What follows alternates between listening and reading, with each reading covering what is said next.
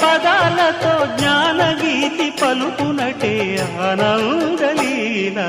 బాలుడా గోపాలుడా లోకాల పాలుడా తెలిసేది ఎలా ఎలా చాంగుబళ్ళ ఔరా అమ్మక చెల్ల ఆలకించి నమ్మడమెల్ల అంత వింత గాథల్లో ఆనందలాల